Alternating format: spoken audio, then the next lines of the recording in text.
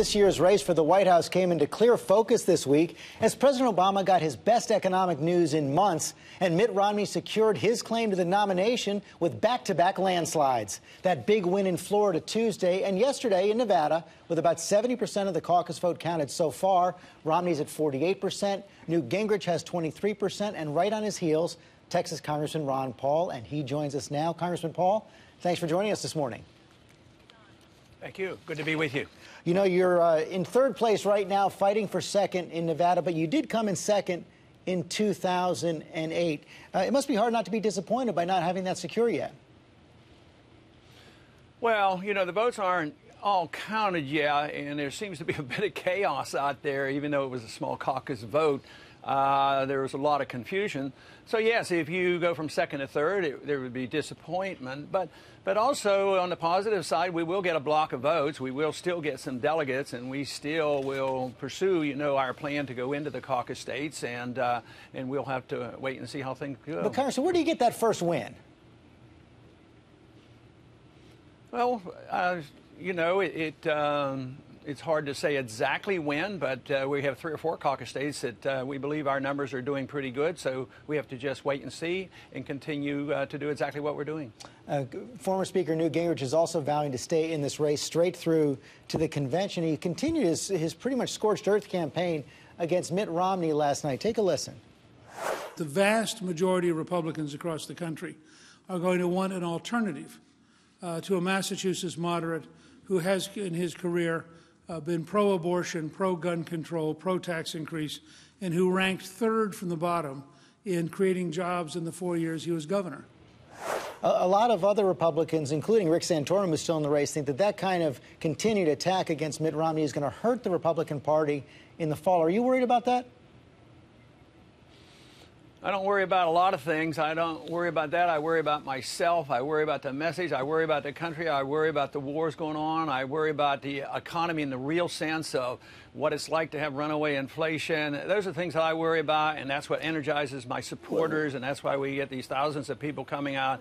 So I don't worry about some of these details because I don't see a lot of difference among our other candidates or between the two parties. It's all big government spending. Nobody wants to cut anything. Nobody wants to stop the wars. So that's what I worry about, getting the country on the right track, and I get energized because I know there's a large number of people who are looking for another option. In some ways, I agree with Gingrich about saying that Romney doesn't satisfy a lot of people. Let me tell you, there's a lot of people not satisfied with any of the candidates out there, and that's why in many ways we're seeing a lower turnout right now. And that should, if building a party is their only goal, they ought to wonder why they haven't offered something else. And that's what I'm trying to change and offer them some real changes. You're exactly right. Lower turnout in Nevada than 4 years ago, lower turnout in Florida than 4 years ago. And you've always said that your campaign is much more of a crusade, much more of a mission. But what exactly do you hope to achieve? What kind of stamp do you expect to put on the Republican platform this year?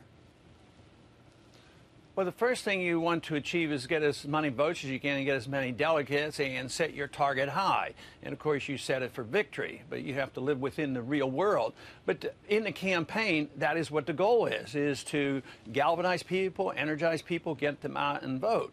But some people want it either or. You either believe in something and you're not in the race, or you're in the race and you don't believe anything. I don't understand why you can't believe in something and still be in the race. This is the way I ran my congressional campaigns, and I was able to stick to my principles, vote that way, challenge the establishment, get reelected.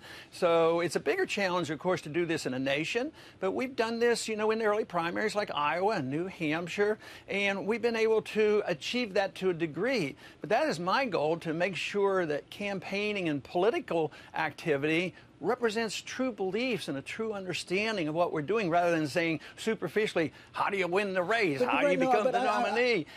I'm taking you at that point, and that's why I'm trying to get at the deeper question. You said back in 2008 that you wanted to make a permanent mark, be a permanent presence on the American political landscape. And do you think you've been able to do that, and what changes have you actually affected? Yeah, I do, but I don't take all the credit for it. But there's been a big change in this country because there's a different understanding now. There's a lot more people talking about free market economics rather than Keynesian welfareism and interventionism. So there's a large segment. Intellectually, that is the case.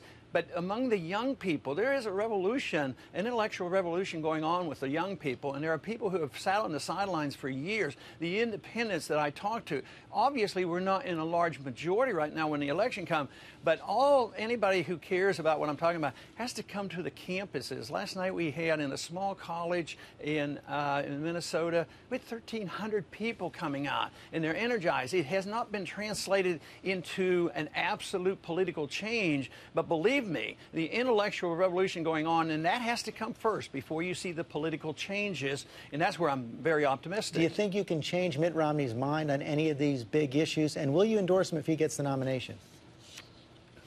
Yeah, I think Mitt can change his mind. He's changed his mind in the past. If he hears from our young people and voters, and we continue this, yeah, he's gonna change his mind if there's a political benefit to it. So I think they all will change their mind because they don't approach this with firm convictions. And if they do have a firm conviction, most of the time it's embedded, you know, to a flawed economic policy and a flawed economic system, a flawed monetary policies. So yes, they're open to it, but they're only going to be open to it, and they're only going to change their mind when the emphasis comes from the people and people's attitudes change. Government is a reflection of the people. So both I want to change the government, and I want to change it through the electoral process, but I also want to change the hearts and minds of people. That is where it really starts, and that is where we're making the progress. And you have been consistent in that. Congressman Paul, thanks very much for your time this morning.